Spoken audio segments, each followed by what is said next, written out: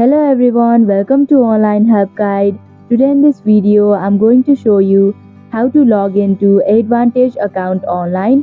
So without any further ado, let's get started.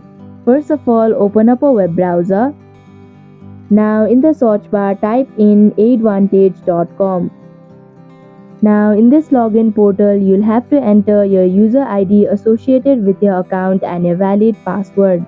If you want your device to remember your user ID, then check the box that says remember my user ID.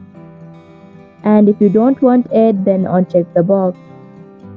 If you do not remember your user ID or password, then you can click on forgot user ID and forgot password buttons respectively. After entering your details, click on the login button to proceed. And that is how you can log into Aidvantage account online.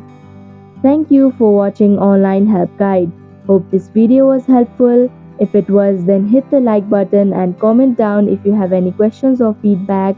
Also, if you are new to our channel, subscribe and hit the bell icon so that you don't miss our upcoming videos.